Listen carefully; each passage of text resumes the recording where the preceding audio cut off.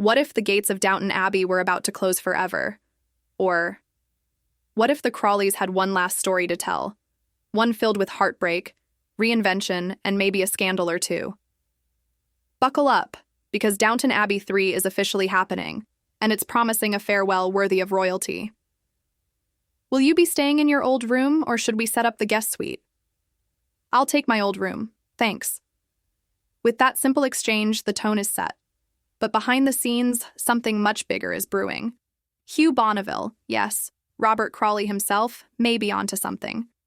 After all, how much more noble tea-sipping and servant drama can one saga handle before history kicks in the door? If this third installment follows the timeline, then the Crawleys are on the brink of 1929's Wall Street crash, a financial disaster lurking like an unwanted suitor at a debutante ball. Not quite the glitzy, champagne-soaked narrative we're used to, is it? Still, should that stop another film from being made? Bonneville seems to think the story may have run its course, but he's also tossing out tantalizing ideas.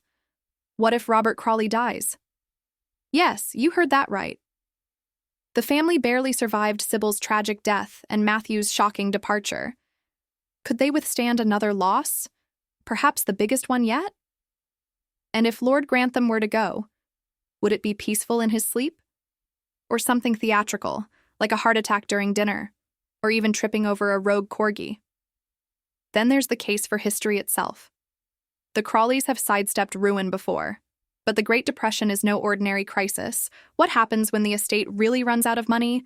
Does Mary morph into a savvy businesswoman? Does Edith, now sitting pretty with her publishing fortune, extend a smug helping hand? And what becomes of the staff when servant jobs vanish faster than Carson's patience with electricity? The last movie, A New Era, gave us Hollywood glitter and romance. But Downton Abbey 3? This one's shaping up to be heavier, grittier.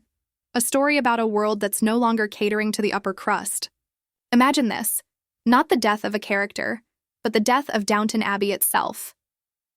What if, after all their efforts, the Crawleys finally have to say goodbye to the ancestral home? The grand doors shut for good. Now that would be an unforgettable send-off. Or maybe they just throw another extravagant wedding, dig up a mysterious cousin, and keep the aristocratic chaos going. Let's be honest, either way, the fans would turn up in droves. There's even room for evolution. What if this story embraced change instead of resisting it? Mary could transform Downton into a luxury hotel. Branson, the ever-progressive son-in-law, might introduce radical farming innovations. Even Carson, stubborn as ever, could be forced to accept the modern world. And what of the beloved downstairs crew? Anna and Bates may begin to question their future.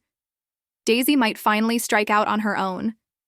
Thomas Barrow could find the happiness that's always eluded him, as the world becomes ever so slowly more accepting.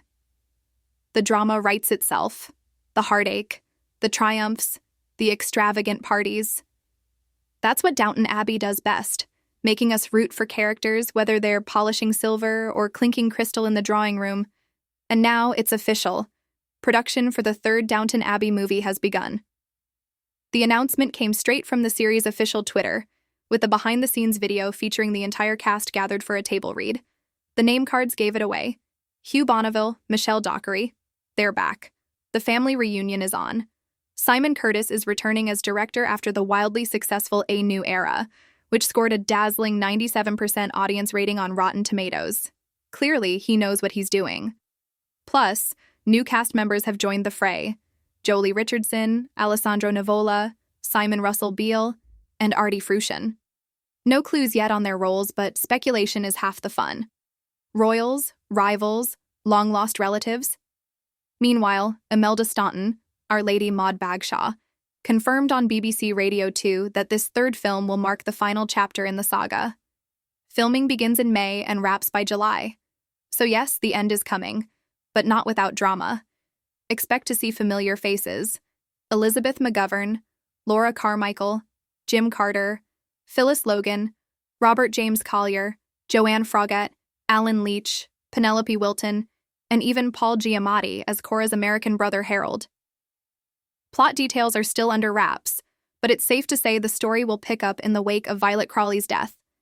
And with Julian Fellowes' writing, you can count on teacup-worthy tears, scandal, and impeccable fashion.